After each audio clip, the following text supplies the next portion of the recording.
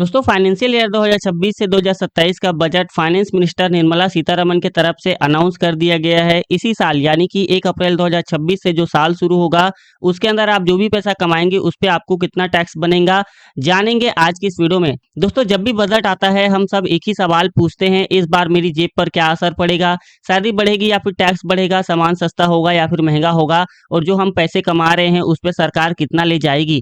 तो आज की इस वीडियो में मैं आपको 2026 का जो बजट है उसको सिंपल और आसान भाषा में समझाने वाला हूं। हम बात करेंगे पहले क्या था और अब क्या बदला है, कौन सी चीजें सस्ती हुई और कौन सी चीजें महंगी हुई। अगर आप 10 लाख रुपए से लेकर के 50 लाख रुपए सालाना कमाते हो तो आपको कितना टैक्स देना पड़ेगा, इसका पूरा कैलकुलेशन आज की इस वीडियो में हम आपको बताने वाले हैं। तो दोस्तों जानने के लिए वीडियो को शुरू से लेकर लास्ट तक जरूर देखना, और यदि आप हमारे चैनल पर नए हैं तो चैनल को सब्सक्राइब करके बेल आइकन को प्रेस जरूर कर देना। देखिए बजट 2026 में सबसे पहली चीज जो नोटिस करने लायक है वो है सरकार का फोकस। पहले बजट में ग्रोथ की बात होती थी लेकिन अब इसे ग्राउंड लेवल पर एक्चुअली लाया जा रहा है। रोड्स, रेलवेज, इंफ्रास्ट्रक्चर, मैन्युफैक्चरिंग, सरकार ने रिकॉर्ड 12.2 लाख करोड़ खर्च करने का प्लान बनाया हुआ है। इसका सीधा मतलब है जॉब, बिजनेस अपॉर्चुनिटीज और इकोनॉमी का व्हील थोड़ा सा तेज घूमने को मिलेगा। लेकिन अब आते हैं उस पार्ट पर कि महंगाई होगी या सस्ती होगी।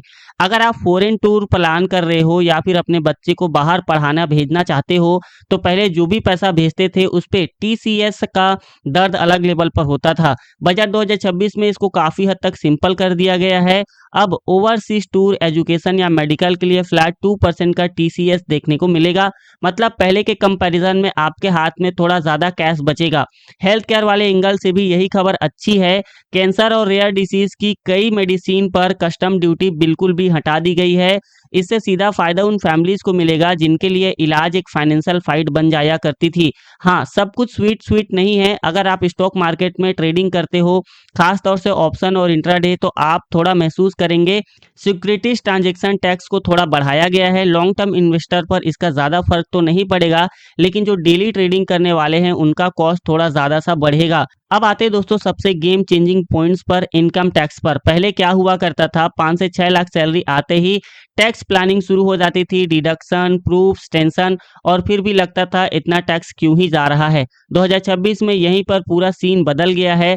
अगर आप 12 लाख रुपए तक कमा रहे हो तो आपको जीरो टैक्स देना पड़ेगा, बिल्कुल जीरो। सैलरीड लोगों को उस पे से 75,000 रुपए का स्टैंडर्ड डिडक्शन भी मिलता है। मतलब 10 लाख रुपए हो, 11 लाख रुपए हो या फिर 12 लाख रुपए हो, आपका इनकम टैक्स बिल्कुल नील है।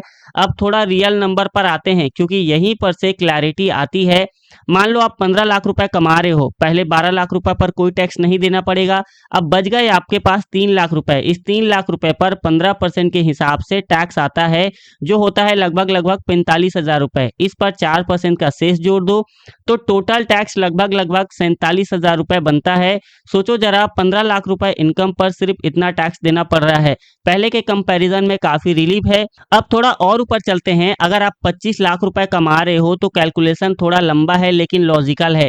12 से 16 लाख के बीच वाले 4 लाख पर 15%, 16 से 20 के बीच पर 4%, और 20 से 24 के बीच पर आपको 25%, और 24 से 25 के बीच पे 1 लाख रुपए पे 30%। इस पूरे कैलकुलेशन के बाद बेसिक टैक्स बनता है लगभग 2.7 लाख रुपीस, और शेष मिला के final tax around 2.8 lakh rupees चला जाता है। मतलब 25 लाख रुपए कमाने वाला बंदा अभी भी टैक्स देता है, लेकिन सिस्टम क्लियर है, प्रेडिक्टेबल है और पहले से ज्यादा फेयर लग रहा है। अगर आपकी इनकम 30 लाख रुपए है तो 24 लाख के बाद जो भी बचा उस पे 30% का टैक्स लगेगा। इस केस में टोटल टैक्स टोटल टैक्स शेष मिला के लगभग 4.3 टू 4.4 लाख रुपीस के आसपास बन जाता है। और अगर आप हाई अर्नर हो, मान लो आप 50 लाख रुपए कमा रहे हो, तो सीधी सी बात है 24 लाख के बाद सारा इनकम 30% स्लैब में आता है। फाइनल टैक्स सेस के बाद लगभग 10.6 लाख रुपीस के आसपास होता है। यहाँ एक बात समझना जरूरी है, हाई इनकम पर टैक्स देना पड़ेगा, लेकिन अब कोई कंफ्यूजन नहीं है। रूल सिंपल है, रेट्स क्लियर है और अननेसेसरी कॉम्प्लेक्सिटी भी कम हो गई है। ओवरऑल देखा जाए तो बजट 2026 में मिडिल क्लास को स्ट्रॉन्ग सिग्नल दिया गया है। कम इनकम वालों को टैक्स से थोड़ा सा रिलीफ है, मिड इनकम वालों को कॉन्फिडेंस मिल सकता है और हाई इनकम वालों को क्लैरिटी मिल सकती है। परफेक्ट बजट तो नहीं है, लेकिन ये budget clearly middle class friendly लग रहा है।